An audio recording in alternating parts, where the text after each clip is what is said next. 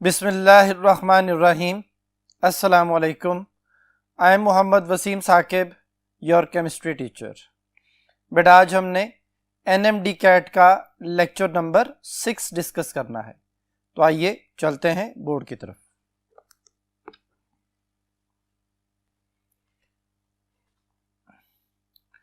जी students, बेटा आज का जो हमारा टॉपिक है वो है कार्बोक्सिलिक एसिड्स। कार्बोक्सिलिक एसिड जो है ये कार्बोक्सिल फंक्शनल ग्रुप रखते हैं और इसमें जो इसका सिंबल है वो C डबल बॉन्ड O जो कि कार्बोनाइल है और OH जो कि हाइड्रोक्सिल है। तो जो लफ्ज़ कार्बोक्सिल है ये दो वर्ड से मिलके बना है, कार्बोनाइल का कार्ब और हाइड्रोक्सिल का ऑक्सिल, दोनों मिला के कार्बोक्सिल। ये कार्बोनाइल हो गया, ये हाइड्रोक्सिल हो गया और इन दोनों के मिलने से कार्बोक्सिल बन गया। जनरल फार्मूला बेटा इनका CnH2nO2 होता है, यानी जितने कार्बन होंगे उसके डबल हाइड्रोजन होंगे और 2 ऑक्सीजन होंगे। यही फार्मूला एस्टर का भी होता है, यानी कार्बोक्सिलिक एसिड्स और एस्टर्स एक दूसरे के फंक्शनल ग्रुप आइसोमर्स भी कहलाते हैं। एलिफेटिक कार्बोक्सिलिक एसिड्स वो हैं जिनमें बेंजीन रिंग नहीं आता, R मीन कोई भी अल्काइल ग्रुप हो सकता है और उसके साथ कार्बोक्सिल ग्रुप अटैच कर दिया जाता है। जो एरोमेटिक कार्बोक्सिलिक एसिड्स हैं उनमें एरोमेटिक यानी बेंजीन रिंग या उसके डेरिवेटिव हो सकते हैं और उसके साथ कार्बोक्सिल ग्रुप जो है वो आके जुड़ सकता है। लेकिन जो फैटी एसिड्स होते हैं, fatty acids are aliphatic monocarboxylic acids, यानी दुनिया में जितने भी फैटी एसिड्स हैं वो सारे एक कार्बोक्सिल रखने वाले और विदाउट एनी रिंग एलिफेटिक जो है वो हमारे पास जो एसिड्स होंगे उन्हें फैटी एसिड्स कहा जाएगा। तो जो डाई कार्बोक्सिलिक एसिड हैं जो मैंने यहां पे चंद एक लिखे हैं, these are not fatty acids. जो आपको अपने कोर्स में याद करने हैं वो मैंने चंद एक लिखे हैं जो डाई कार्बोक्सिलिक एसिड्स हैं जो कि फैटी एसिड नहीं है। उनको याद करने के लिए ओम सैगा याद करना है आपने, OMSGA। O से ऑक्सैलिक एसिड, M से मेलोनिक एसिड, S से सक्सिनिक एसिड, G से ग्लूटारिक एसिड, A से एडिपिक एसिड। ये सारे चूंकि डाइकार्बोक्सिलिक एसिड है तो इनमें सब में कार्बोक्सिल ग्रुप दो आने हैं। ये 2 कार्बोक्सिल आ गए, इसमें भी 2 कार्बोक्सिल है, इसमें भी, सब में 2 कार्बोक्सिल है। तो याद करने का तरीका जिसके लिए ये वर्ड बच्चों को याद करवाया जाता है वो क्या है कि जी हर एक में एक CH2 बढ़ाते जाए। इसमें सिर्फ 2 कार्बोक्सिल है, कोई CH2 नहीं है। इसमें एक CH2 है, इसमें 2 CH2, इसमें 3 CH2, इसमें 4 CH2 है। तो ऑक्सैलिक, मेलोनिक, सक्सेनिक, ग्लूटारिक और एडिपिक, ये 5 कार्बोक्सिलिक एसिड्स हैं। अब साथ ही इनके IUPAC नेम भी डिस्कस कर लेते हैं। इसमें 2 कार्बन है और दोनों कार्बोक्सिल वाले कार्बन है, लेकिन चूंकि कार्बन की बेस पे इनके IUPAC नेम होते हैं तो इथेन डाइओइक एसिड इसका नेम है। 1 2 3 ये प्रोपेन डाइओइक एसिड है, उसमें पहले और तीसरे कार्बन पे कार्बोक्सिल है तो प्रोपेन 1,3 डाइओइक एसिड भी इसे कहा जाता है। जो सक्सिनिक एसिड है वो 4 कार्बन है टोटल, 1,4 ब्यूटेन डाइओइक एसिड या ब्यूटेन 1,4 डाइओइक एसिड भी बोला जा सकता है। ग्लूटारिक एसिड का नेम 1,5 पेंटेन डाइओइक एसिड और एडिपिक एसिड का नेम हेक्सेन डाइओइक एसिड जो है वो कहलाएगा। ये तो हो गए सारे डाइकार्बोक्सिलिक एसिड। जो मोनोकार्बोक्सिलिक एसिड्स हैं उनमें कार्बन की बेस पे नंबरिंग की जाती है। जैसे 1 कार्बन वाला मेथनोइक एसिड है, 2 कार्बन वाला जो है वो एथेनोइक एसिड है, 3 कार्बन वाला प्रोपानोइक एसिड है, 4 कार्बन वाला ब्यूटानोइक एसिड है, अप टू सो ऑन। इनके जो कॉमन नेम्स हैं वो इनके सोर्सेज के नेम पे होते हैं।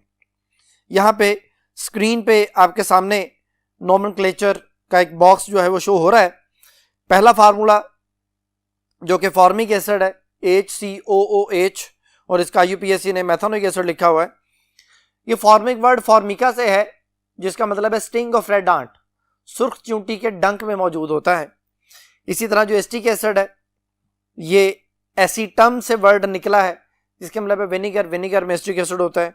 IUPAC ने मेथनोइक एसिड है। 3 कार्बन पे प्रोपियोन वर्ड है, प्रोपियोन का मतलब है फैट, फैट में मौजूद है तो प्रोपियोनिक एसिड और प्रोपानोइक एसिड इसका यूपीएससी नेम है बेटा। 4 कार्बन पे ब्यूटायर लफज है जो कि ब्यूटायरम से निकला है, जिसका मतलब है रेंसिड बटर यानी खराब मक्खन। उसके अंदर जो एसिड बनता है उसे हम कहते हैं कि ये ब्यूटायरिक एसिड है और आईयूपीएससी नेम ब्यूटानोइक एसिड है। और अगर कोई ब्रांच आ जाएगी तो उसका जो नंबर और नेम है वो शुरू में आ जाएगी। जैसे लास्ट वाले में देखें आप, आइसोब्यूटायरिक एसिड कॉमन नेम है और 2 मिथाइल प्रोपानोइक एसिड इसका यूपीएससी नेम है। तो ये उसकी नॉमेनक्लेचर है जो कि हमारे सामने है। अब इससे रिलेटेड कुछ एमसीक्यूज हैं, देखें जी बेटा। पहला एमसीक्यू है, which of the following carboxylic acid is known as fatty acid. अभी मैंने आपको फैटी एसिड की डेफिनेशन समझाई थी, मोनो कार्बोक्सिलिक होना चाहिए और एक उसके अंदर रिंग नहीं होना चाहिए, दैट शुड बी एलिफेटिक। तो पहला ऑक्सैलिक एसिड है, ये डाइकार्बोक्सिल है, मोनो नहीं है, तो ये फैटी एसिड नहीं हो सकता। बीटा ऑप्शन मेलोनिक है, ये भी डाइकार्बोक्सिलिक एसिड, अभी आपको ओमसेगा समझाया तो उसमें सेकंड नंबर पे आता है मेलोनिक, तो ये भी डाइकार्बोक्सिलिक है, ये भी मोनोकार्बोक्सिल नहीं है। स्टीरिक एसिड ये बेटा फैटी एसिड है क्योंकि इसके अंदर एक कार्बोक्सिल ग्रुप होता है और कोई रिंग नहीं है। 17 कार्बन कार्बोक्सिल के अलावा है तो इसको ऑक्टेन या ऑक्टा डेकानोइक एसिड कहा जाता है। ऑक्टेन 8 और 10 कार्बन यानी टोटल 18 कार्बन होते हैं तो ऑक्टा डेकानोइक एसिड इसका यूपीएससी नेम है। स्टीरिक एसिड इसका कॉमन नेम है। जो लफ्ज स्टीरिक है इसका जो लफ्जी मतलब है, बेसिकली ये वर्ड स्टीयर से निकला है, जिसका लफ्जी मतलब है टैलो, जिसका जो मतलब है वो ये बनता है कि सोप बनाने के लिए कुकिंग ऑयल के तौर पे जो चीज़ यूज होती है उसे कहा जाता है। तो स्टीरिक एसिड एक फैटी एसिड है बेटा यहाँ पे, और एंड पे सक्सिनिक एसिड है जो कि डाइकार्बोक्सिलिक एसिड है, वो फैटी एसिड नहीं है। तो फिर इस एमसीक्यू का आंसर हुआ स्टीरिक एसिड, चार्ली ऑप्शन। अच्छा जी, अब इसी से रिलेटेड एक और क्वेश्चन जो है, which of the following aliphatic dicarboxylic acid has incorrect formula. तो पहले नंबर पे देखें ऑक्सैलिक है, लेकिन उसका आईयूपीएससी नेम आगे लिखा हुआ इथेन डाइक एसिड, ठीक है, अभी मैंने आपको नहीं बताया था। नेक्स्ट जो है वो 4 कार्बन है टोटल, ब्यूटेन डाइक एसिड, ठीक है। उसके बाद 6 कार्बन है टोटल, CH2 4 है और 2 कार्बोक्सिल है, तो it should be hexane dioic acid, लेकिन यहाँ पे हेप्टेन डाइओइक एसिड लिखा हुआ है, तो हेक्सेन डाइओइक एसिड होना चाहिए था, या अगर हेप्टेन है तो फिर CH2 5 होने चाहिए थे। तो ये चार्ली ऑप्शन में ठीक नेम नहीं लिखा हो। जो डेल्टा ऑप्शन है ये प्रोपेन डाइक एसिड है या मेलोनिक एसिड इसका कॉमन नेम है। तो बाकी सारे ठीक है सिवाय चार्ली के। तो इसमें उसने पूछा था इनकरेक्ट कौन सा, तो फिर वो चार्ली ऑप्शन। जो बेटा नेक्स्ट एमसीक्यू अगेन नोमेनक्लेचर से रिलेटेड है। Consider the following structural formula of carboxylic acid. बेटा स्ट्रक्चर आपको दिया गया है, कार्बोक्सिल वाले ग्रुप का जो कार्बन उसका हमेशा नंबर 1 होता है, बाकी नंबरिंग बाद में, यानी बाकियों का नंबर उससे लार्जर होगा। तो यहाँ पे 2 पे मिथाइल है, 3 पे मिथाइल है, तो 2,3 डाइमिथाइल।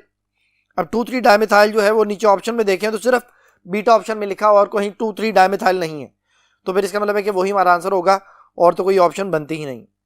तो ये 2,3 डाइमिथाइल पेंटेन 5 कार्बन की वजह से, तो पेंटानोइक एसिड इसका यूपीएससी नेम हो गया, तो बीटा ऑप्शन बेटा इसका आंसर बन गया। इसी तरह नेक्स्ट एमसीक्यू में देखें, consider the following structure of the substituted carboxyl acid. कहते जी उसने हमें एक स्ट्रक्चर दिया है जो कि सब्स्टिट्यूटेड कार्बोक्सिलिक एसिड है, तो इसका करेक्ट आईयूपीएससी नेम क्या होगा।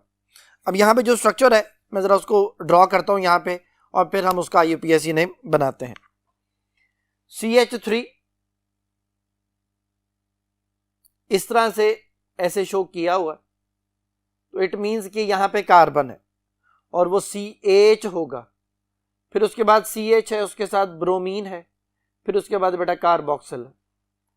1 2 3 4 4 कार्बन की वजह से ये ब्यूटानोइक एसिड है, ये नंबर 1 कार्बन है, 2 पे ब्रोमो 3 पे मिथाइल, तो 2 ब्रोमो 3 मिथाइल ब्यूटानोइक एसिड। तो ये 2 bromo 3 methyl butanoic acid alpha option में लिखा हुआ है, यही बेटा इसका आंसर है, तो अल्फा ऑप्शन इसका आंसर हो गया जी बेटा।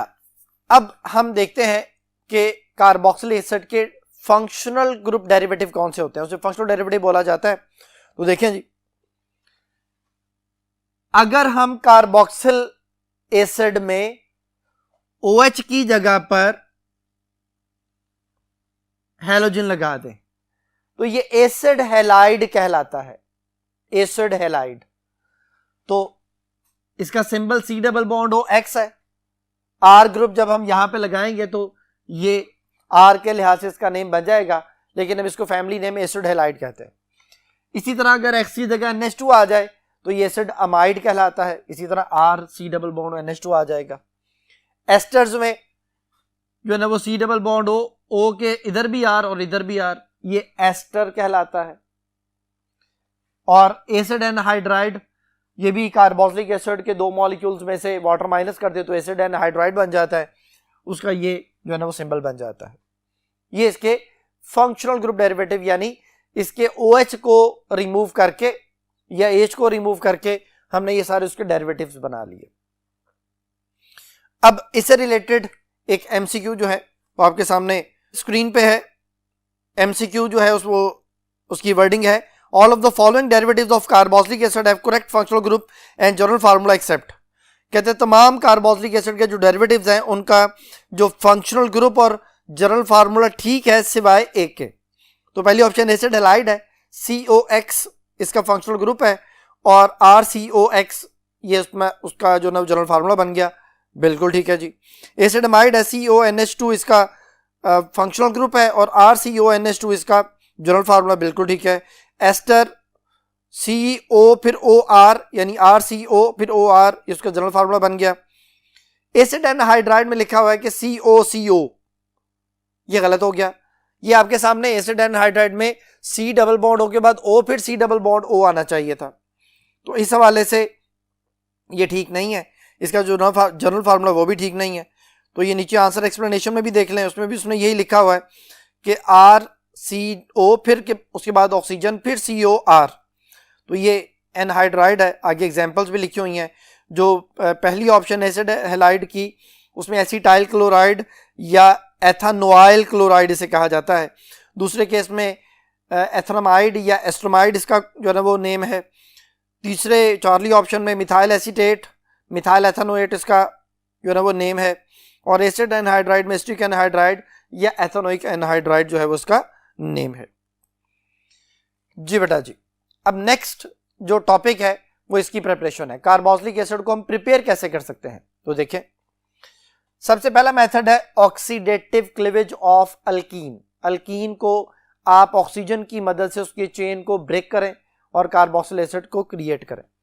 तो मैं बच्चों को याद करवाता हूं कि डबल बॉन्ड के साथ CH अगर होगा तो कार्बोक्सिल ग्रुप बनेगा, अगर डबल बॉन्ड के साथ CH नहीं है तो कार्बोक्सिल एसिड नहीं बनना।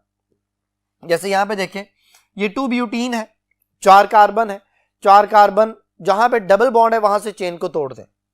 ये चेन टूट गई, टूटने से ये 2 कार्बन इधर है, 2 कार्बन इधर है। आप डबल बॉन्ड के इस तरफ देखें तो 2 कार्बन है, 2 कार्बन वाला एक एसिड बन जाएगा एथेनोइक एसिड। उधर भी 2 कार्बन है, एक और एसिड बन जाएगा, एक और एथेनोइक एसिड। तो 2 मोल्स ऑफ एथेनोइक एसिड यहां पे लिखा हुआ है। लेकिन जो बात मैंने अभी बोली, अगर बेटा ये ऐसे लिख दिया जाता CH2 double bond CH2 oxygen, उसी तरह से KMnO4 है, बेसिक मीडियम है, इसे हम हॉट कंसंट्रेटेड अल्कलाइन KMnO4 बोलते हैं। अब क्या होगा, अब डबल बॉन्ड के साथ CH2 है, CH नहीं है। जब CH होगा तो कार्बोक्सिल एसिड बनेगा, अगर CH2 आ जाएगा तो कार्बन डाइऑक्साइड, इधर भी CH2 है, एक कार्बन डाइऑक्साइड, दूसरी तरफ भी CH2 है, 2 कार्बन डाइऑक्साइड +2 वाटर जो है वो इसका प्रोडक्ट बन जाएगा। इसी तरह अगर मैं एक और एग्जांपल लिखूं कि CH2 double bond CH3 oxygen है, वही कंडीशंस हैं। अब ये प्रोपीन है, प्रोपीन में बेटा डबल बॉन्ड के एक तरफ CH2 है तो एक कार्बन डाइऑक्साइड और वाटर बन जाएगा, दूसरी तरफ डबल बॉन्ड के CH है तो वो हम देखेंगे कि कार्बोक्सिल एसिड में चेंज होता है, तो CH और CH3 यानी 2 कार्बन वाला कार्बोक्सिलिक एसिड जो है वो यहां प्रिपेयर होगा। तो ये शर्त याद रखनी है कि डबल बॉन्ड के दोनों तरफ CH होना चाहिए, फिर वो 2 कार्बोक्सिल एसिड बनेंगे। अगर एक CH होगा तो एक कार्बोक्सिल एसिड बनेगा, अगर कोई CH2 नहीं है तो कोई कार्बोक्सिलिक एसिड नहीं बनेगा। ये ऑक्सीडेटिव क्लीवेज कहलाती है। सेकंड नंबर पे एथेनॉल या कोई भी अल्कोहल, जब आप उसकी ऑक्सीडेशन करते हैं तो प्राइमरी अल्कोहल की ऑक्सीडेशन से एल्डिहाइड बनता है और एल्डिहाइड की ऑक्सीडेशन से आगे कार्बोक्सिलिक एसिड बनता है। तो ये अल्कोहल है, अल्कोहल में बेटा ये वाटर माइनस होता है, 2 बॉन्ड कार्बन के खाली हो जाते हैं, CH3CH, बाकी बच गया CH3CH, जो 2 बॉन्ड खाली हुए वहां आके ऑक्सीजन लग जाता है और ये एथानल बन जाता है। एथानल की दोबारा ऑक्सीडेशन होती है और वो एथानोइक एसिड में यानी कार्बोक्सिलिक एसिड में चेंज हो जाता है।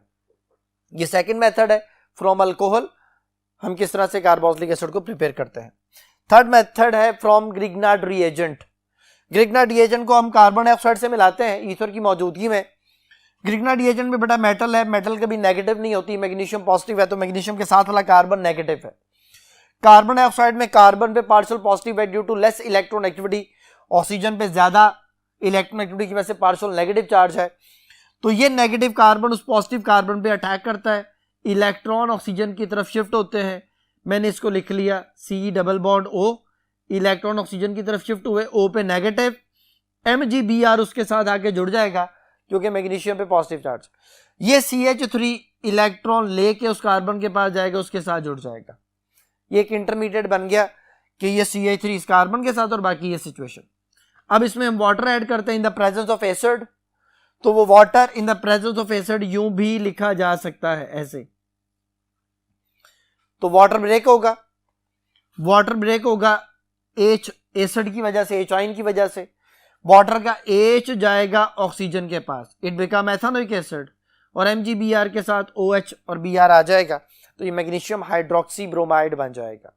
तो ये तो एक बाय प्रोडक्ट है, हमें तो इससे गर्ज है, दैट बिकम कार्बोक्सिलिक एसिड। ये कार्बोक्सिलिक एसिड को प्रिपेयर करने का तीसरा मेथड हो गया। अब नेक्स्ट जो मेथड है, जो कि लास्ट मेथड है कार्बोक्सिलिक एसिड को प्रिपेयर करने का, उसको हम समझने के लिए नेक्स्ट बोर्ड की तरफ चलते हैं। जी स्टूडेंट्स, लास्ट मेथड है कि हम कार्बोक्सिलिक एसिड को अल्केन नाइट्राइल से कैसे प्रिपेयर करते हैं। अल्केन नाइट्राइल, ये अल्केन नाइट्राइल है, इसमें 2 कार्बन है, इथेन नाइट्राइल इसका IUPAC नेम है। अब इथेन नाइट्राइल में वाटर ऐड होता है, ये दोनों हाइड्रोजन्स इस नाइट्रोजन के पास आ जाते हैं, इट बिकम NH2 और कार्बन के साथ आके ये वाला ऑक्सीजन जो है वो अटैच हो जाता है, ये बन जाता है अमाइड, एसेटमाइड, एथोनमाइड, ये दोनों इसके नेम है।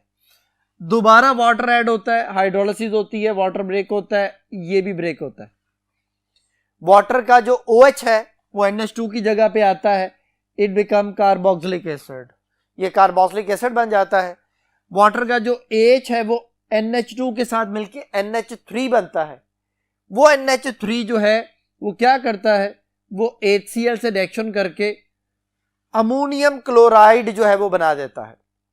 तो इसका जो इंटरमीडिएट है वो है एस्टमाइड, उसको एसिडिक मीडियम में हम हाइड्रोलिसिस जब उसकी करते हैं तो हमारे पास कार्बोक्सिलिक एसिड और अमोनियम का सॉल्ट बनता है। तो ये थी उसकी प्रिपरेशन। अब इससे रिलेटेड एक MCQ है, देखें जी MCQ आपके सामने बेटा। Which of the following is not a preparatory method to prepare carboxylic acid.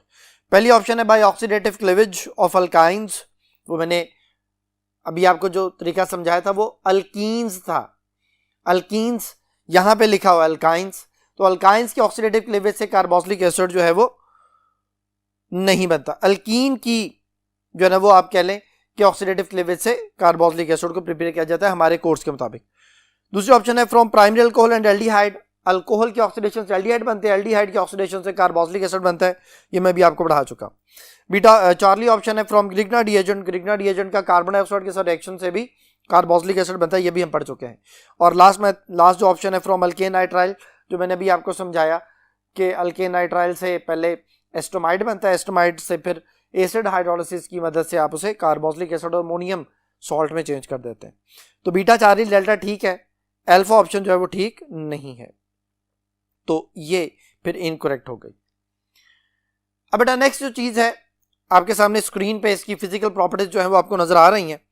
तो फिजिकल प्रॉपर्टीज में कार्बोक्सिलिक एसिड की सबसे पहले नंबर पे है स्मेल, कार्बन 1 से लेके 3 तक, यानी जो फॉर्मिक एसिड है, जो एस्टिक एसिड है, जो प्रोपियोनिक एसिड है यानी मेथनोइक, एथनोइक और प्रोपानोइक, इनकी पंजेंट स्मेल होती है, और इनसे आगे वालों की जो है ना वो 4 से लेके 6 कार्बन तक इनकी जो है ना वो अनप्लेजेंट स्मेल होती है, यानी अच्छी स्मेल नहीं होती, बुरी सी स्मेल होती है।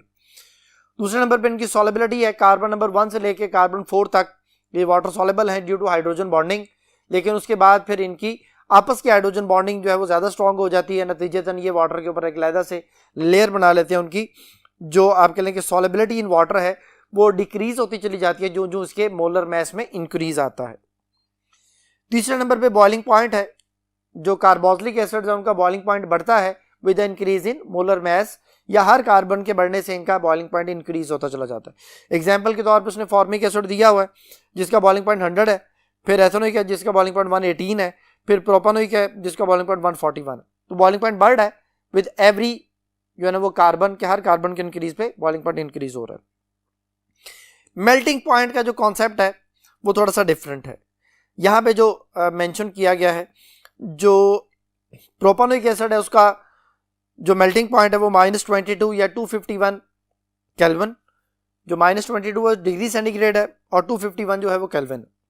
इसी तरह ब्यूटानोइक का -6 डिग्री सेंटीग्रेड और 267 केल्विन, ये ज्यादा हो गया है।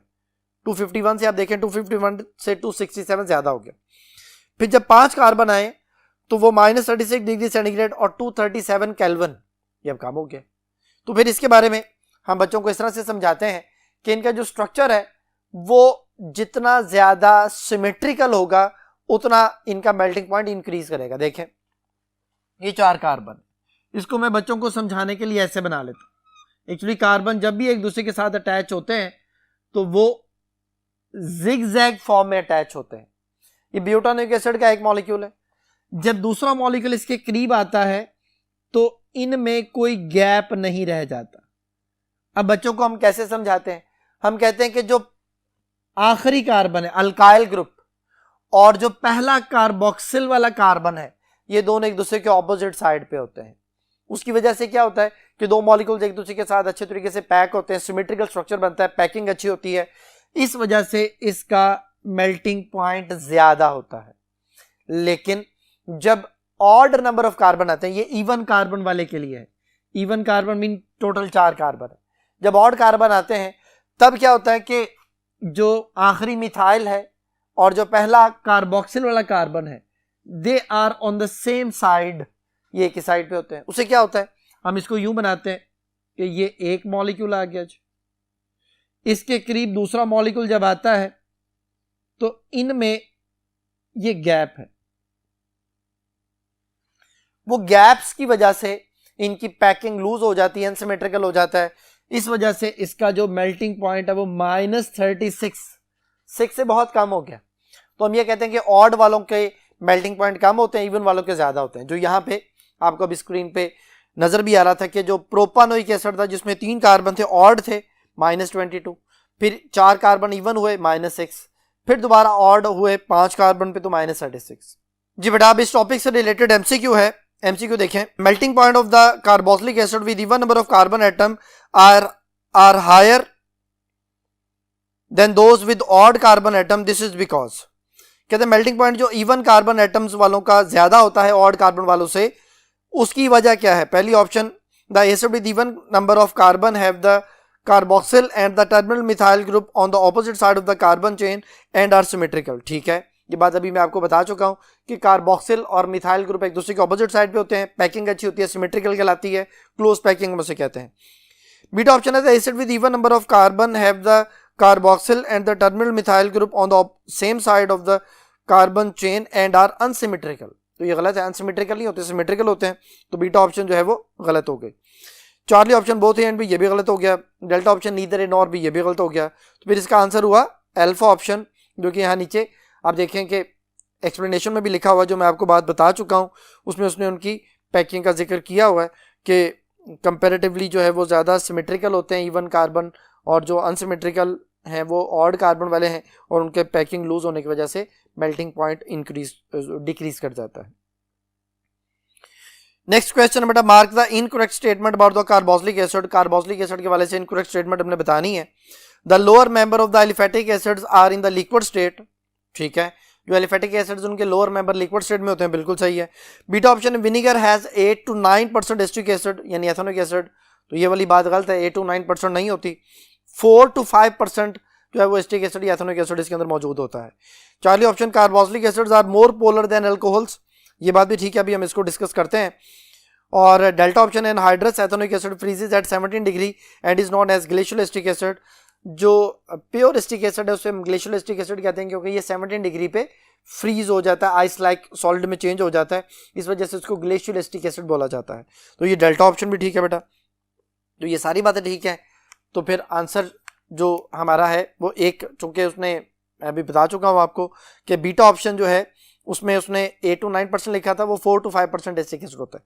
तो यहाँ पे आंसर हुआ beta option, alpha Charlie delta ठीक है। बेटा नेक्स्ट जो टॉपिक है वो है structure. Structure of carboxylic acid जो है वो बेसिकली क्या है?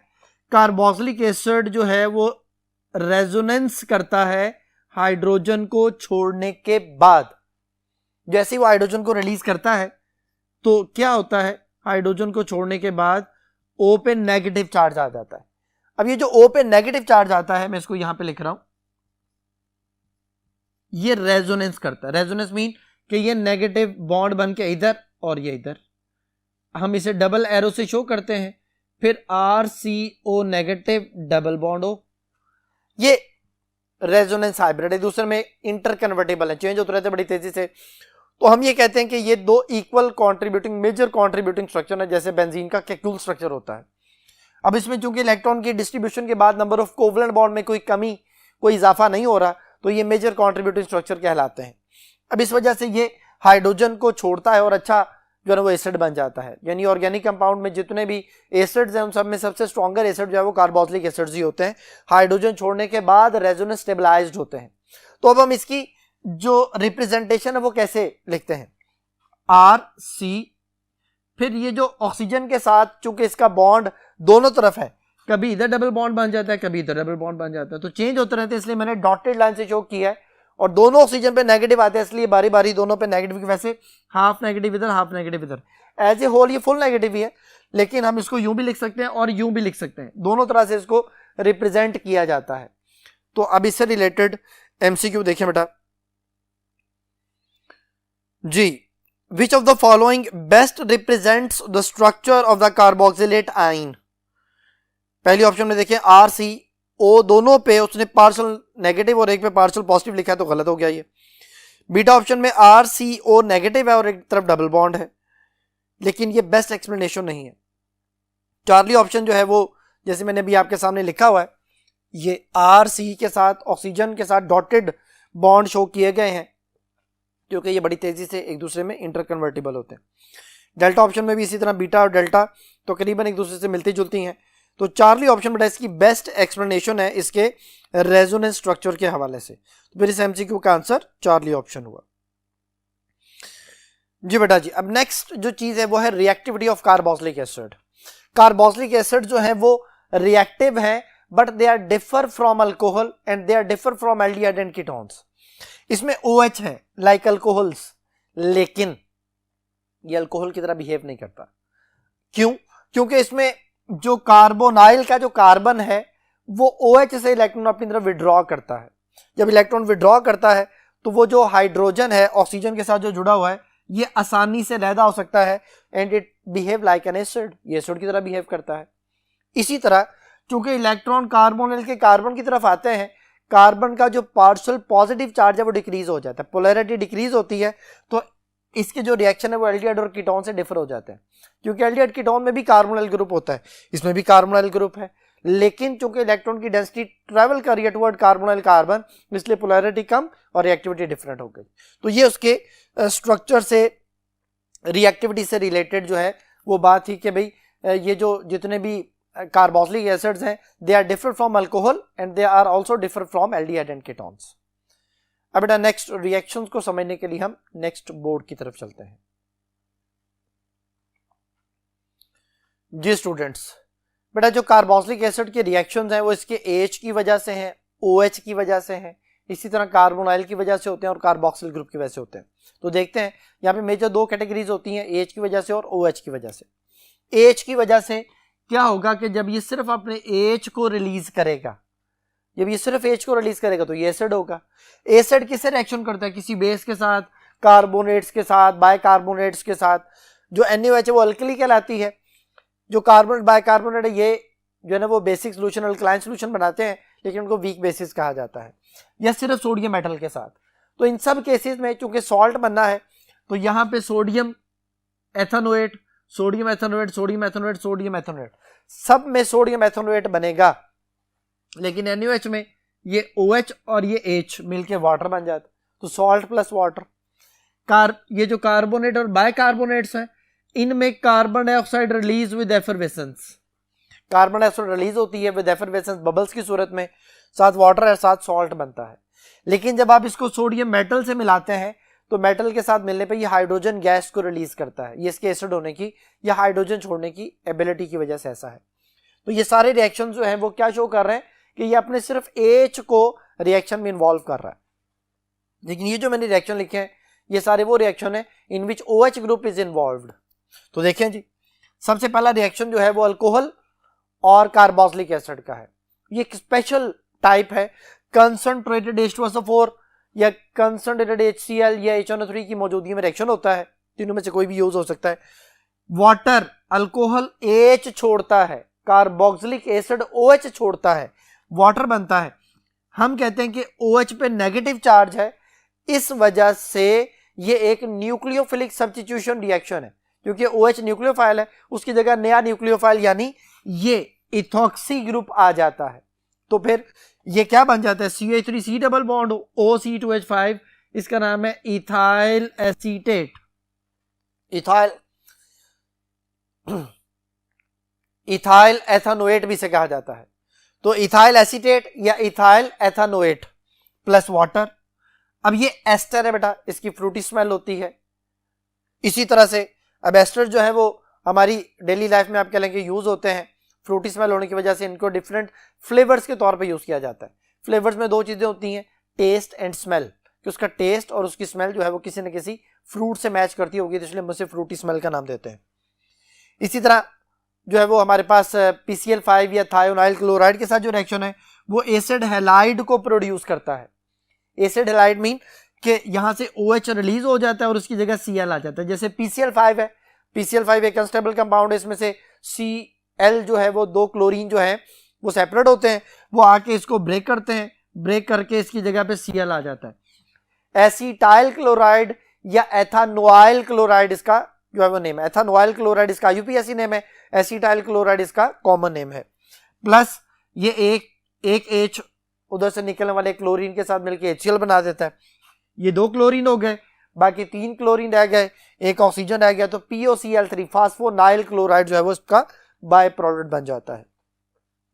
थायोनाइल क्लोराइड में भी ऐसे ही कि ये वाला जो OH है वो रिलीज हो जाता है, Cl जो है वो पहले H और Cl ये HCl सेपरेट हो जाता है, SO इस ऑक्सीजन के साथ मिलकर SO2 बन जाता है, बाकी क्लोरीन इसकी जगह पे आके लग जाता है। Ethanoyl chloride acid halide family name है और एथानोइल क्लोराइड इसका IUPAC नेम है, एसिटाइल क्लोराइड इसका कॉमन नेम है।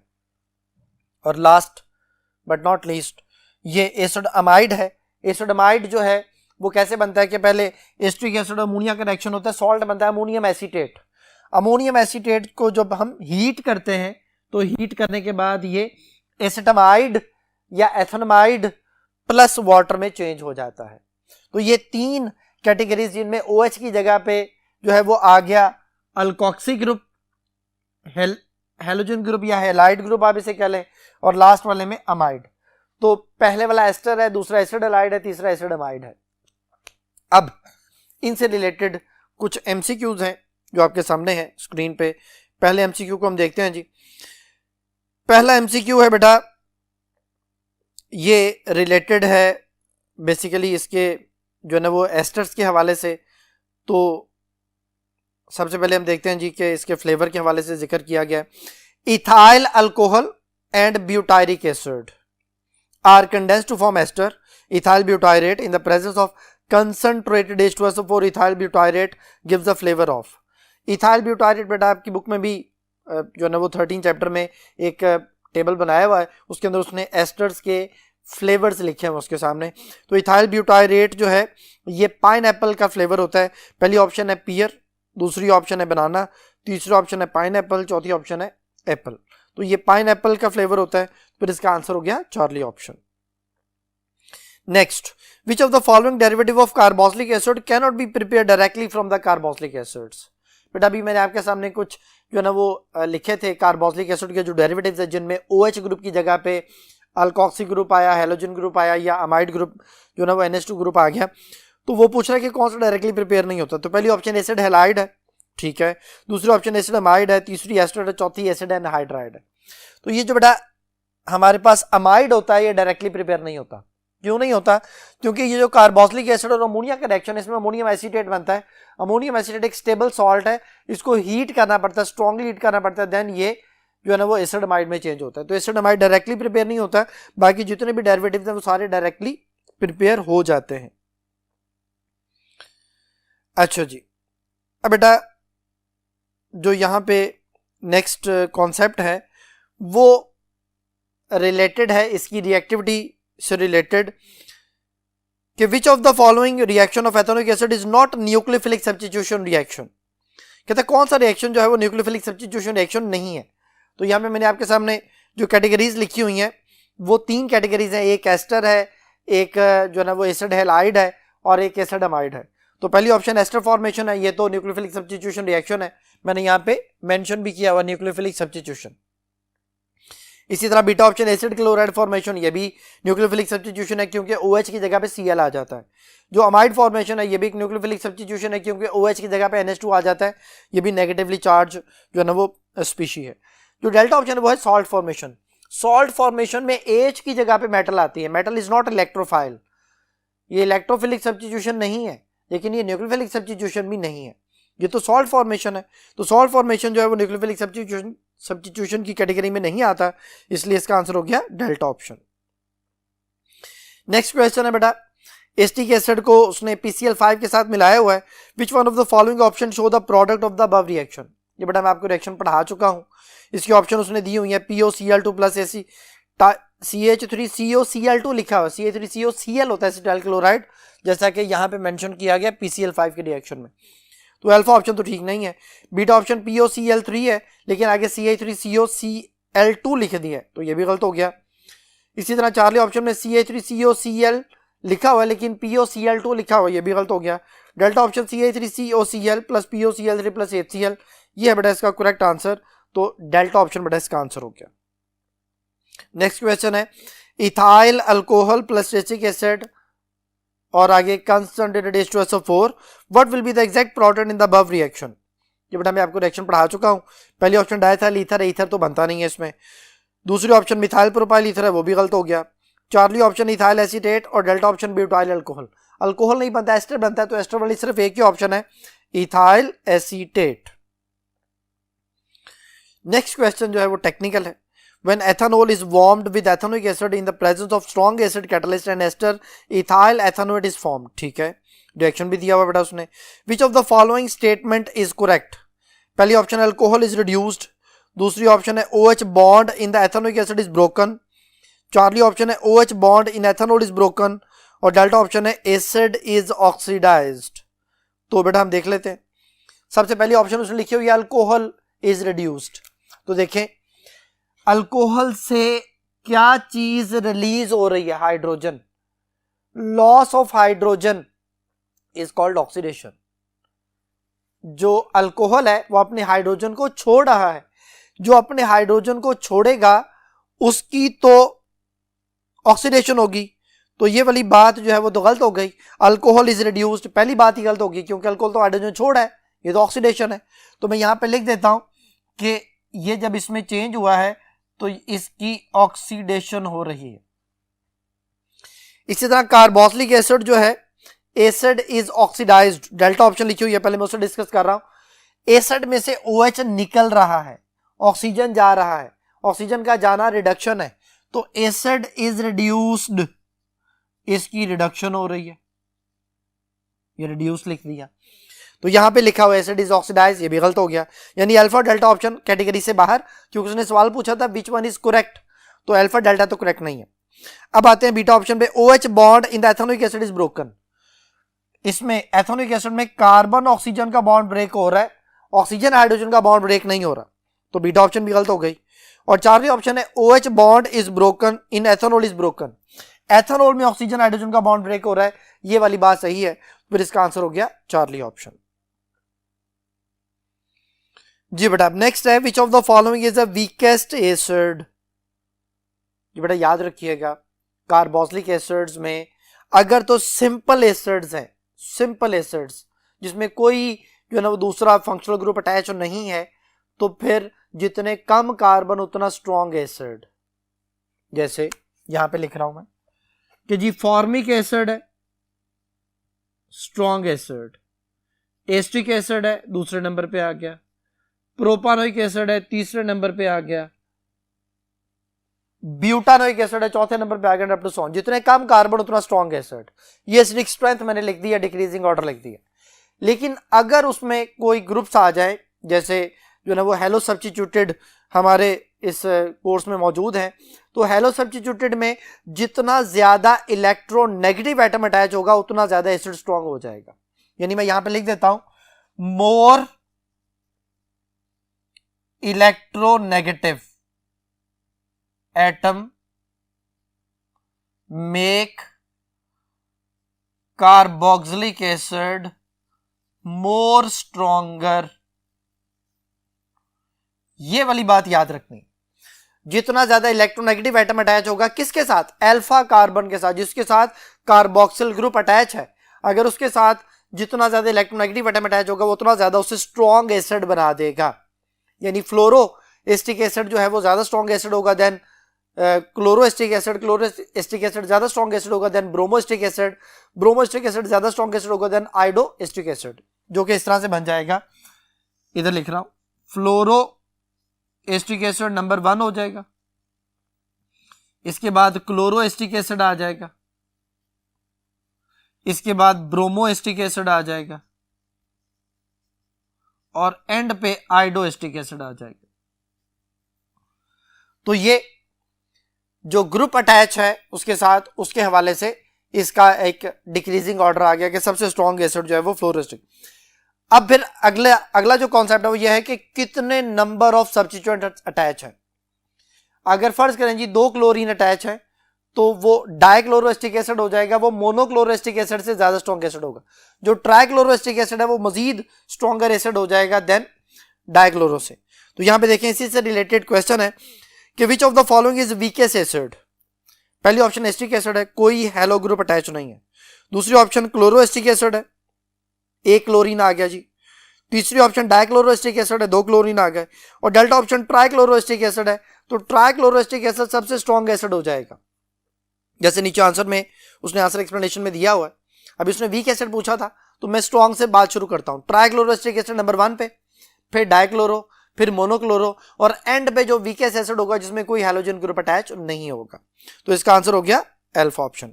ये नीचे बेटा उसकी वैल्यूज दी हुई है, के ए वैल्यू जितनी ज्यादा होती है उतना स्ट्रॉन्ग एसिड होता है।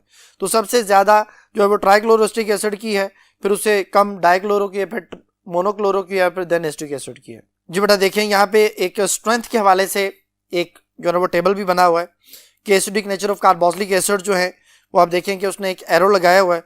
सबसे वीक एसिड एस्टिक एसिड है, उससे स्ट्रॉन्ग एसिड क्लोरोएस्टिक एसिड है, फिर उससे ज़्यादा स्ट्रॉन्ग ब्रोमो है, फिर उससे ज़्यादा स्ट्रॉन्ग फ्लोरो है, फिर उससे ज़्यादा स्ट्रॉन्ग सियानो एस्टिक एसिड है, उससे ज़्यादा स्ट्रॉन्ग नाइट्रो एस्टिक एसिड है। यानी ये जो ग्रुप्स अटैच है ये उनके हवाले से यहाँ पे एक एक्सेप्शनल केस क्लोरो से आगे, क्लोरो से ज़्यादा स्ट्रॉन्गर है ब्रोमो और ब्रोमो से ज़्यादा स्ट्रॉन्गर है फ्लोरो, फिर देन सियानो एंड देन नाइट्रोजन वो आ जाता है।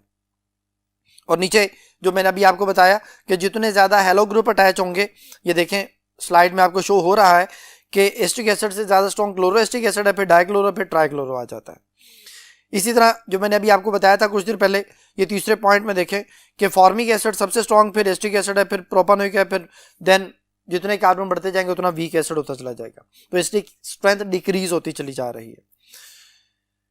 अच्छा जी, अब बेटा इससे रिलेटेड एमसीक्यू है, देखें क्वेश्चन है जी, strength of an acid is determined by the readiness with which they donate a proton. कहते हैं एसिड की जो स्ट्रेंथ है वो उसके H आयन के छोड़ने की एबिलिटी के लिहाज से डिसाइड होती है। Which of the following statement is incorrect regarding strength of the carboxylic acid. कहते हैं कौन सी बात गलत है स्ट्रेंथ ऑफ कार्बोक्सिलिक एसिड के हवाले से। तो पहली ऑप्शन है acid strength increases with the increase of stability of the carboxylate ion. तो पहली बात ठीक है। जितना ज्यादा कार्बोक्सिलेट आयन स्टेबल होगा उतना ज्यादा एसिडिक स्ट्रेंथ इंक्रीज होती जाएगी।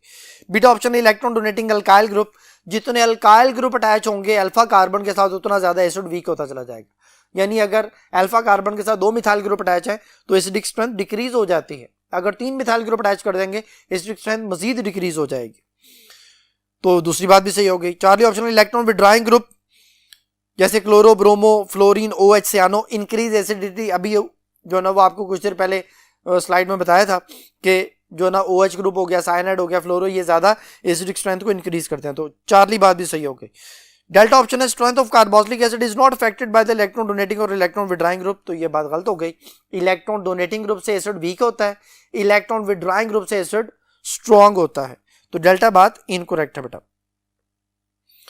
अब आ जाते हैं एक और एमसीक्यू की तरफ। Which of the following is correct order with respect to acid strength. कहते हैं एसिड स्ट्रेंथ के वाले से कौन सा ऑर्डर ठीक है। तो पहली option formic acid, acetic acid, propionic acid और फिनोल है।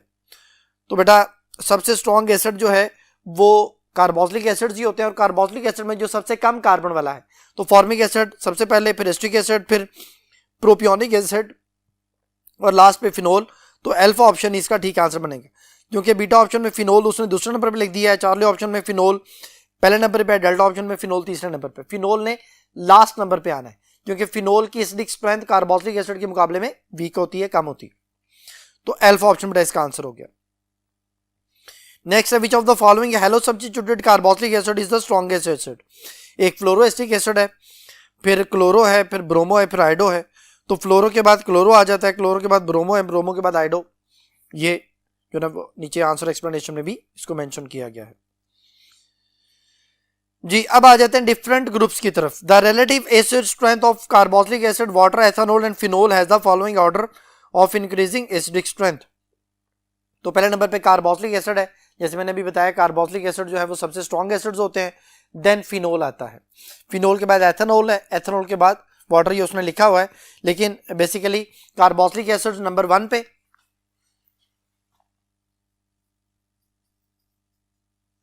फिर फिनोल, फिनोल के बाद वाटर, वाटर के बाद एथेनॉल। ये कैसे पता चला? इसकी के ए वैल्यू 10⁻⁻5, 10⁻⁻10, 10⁻⁻14, 10⁻⁻16, -18 जो है ना वो रेंज लिखी हुई है। तो सबसे ज्यादा कार्बोक्सिलिक एसिड की वैल्यू बन रही है। फिर दूसरे नंबर पे फिनोल है, फिर जो है ना वाटर है, फिर एथेनॉल है। तो ये वाला जो सीक्वेंस है ये चार्ली ऑप्शन में लिखा हुआ है, क्योंकि बीटा ऑप्शन में फिनोल पहले नंबर पे लिखती है, डेल्टा ऑप्शन में वाटर पहले नंबर पे लिखती है। तो चार्ली बेटा इसका जो है ना वो करेक्ट आंसर बनता है। ये था बेटा आज का लेक्चर। उम्मीद है कि आपको ये सारी बातें समझ आ गई होंगी। नेक्स्ट टॉपिक तक के लिए अल्लाह हाफिज।